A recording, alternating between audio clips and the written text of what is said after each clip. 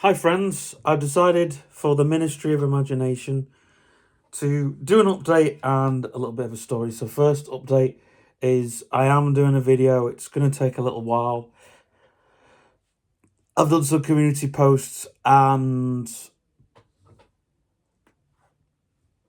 that video it'll come soon. It's just taken a while. I'm actually working on it as we speak.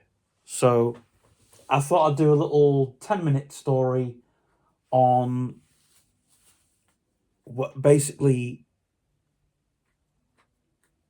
what nearly happened to me when I was 23.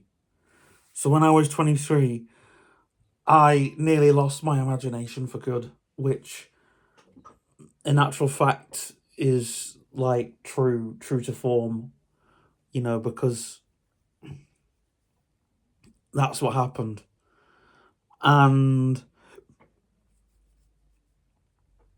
I decided that I had an assessment at the time. I was going through my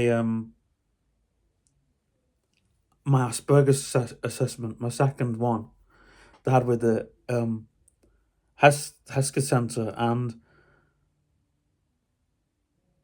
it was just this one day. I'd had a session with um, my psychologist who was doing the assessment, and I'd talked to her about stuff. And then I, when she left, and I'd had lunch with my friend Neil, and then I came home, and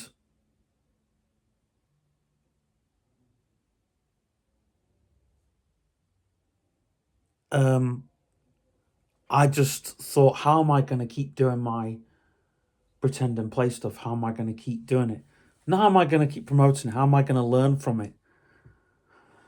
And all this kind of stuff. And I think it was the day when she came to see Neil. And then after I thought, how am I going to keep my imagination going? I came into the office, there's nothing happening, there's no stories. And then I had to make the choice. Am I going to keep my imagination or am I just going to let it go? And in that space, I had to think.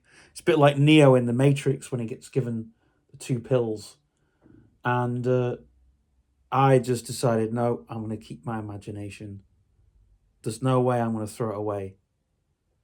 And I was very, very overwhelmed at the time by just little changes that had happened. Well, I won't say little, they were big back then, but there were little changes. And I was thinking about going to uni, never happened.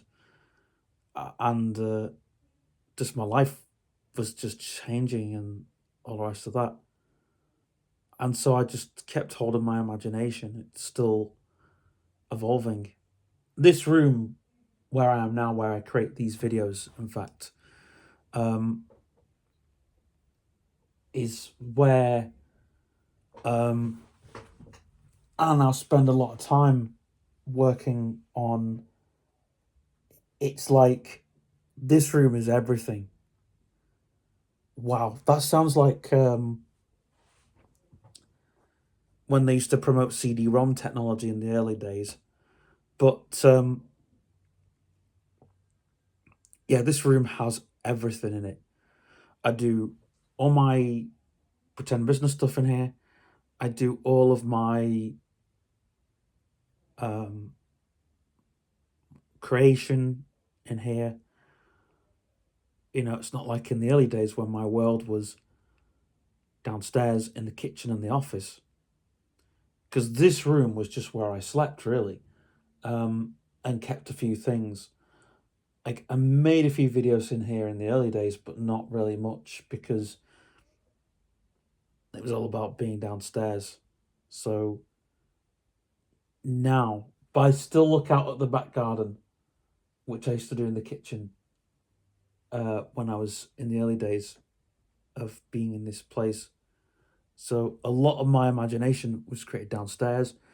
A lot of the early stuff that I created for the imaginary friends, I created downstairs, in the kitchen downstairs. But now I'm up here in the bedroom because my folks have moved into this place, so and I have this desk, and it's sort of this room has been recreated. The world has been um, compressed, shall we say, into this one room. Now you may think, "Oh, that sounds bad," but in actual fact,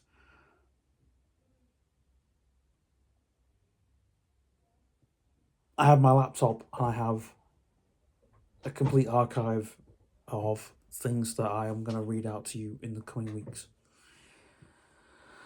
Well, I'll say coming weeks. It's going to be in the next week, and these were things that I was going to work on with a couple of other people, but um,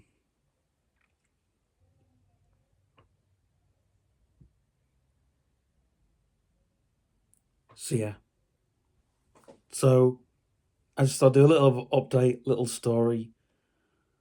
Um, Greybank Village, which is still a great place to be. um, well, I don't know, but I'm doing a lot of animation stuff at the moment. I am doing all of that, so yeah, I'll keep you guys posted. I'm also sorting out my YouTube's not my schedule for my main channel, so yeah. So I'm taking time off with this channel at the moment, just doing stuff for this channel. Anyway, hope you enjoy. Bye for now.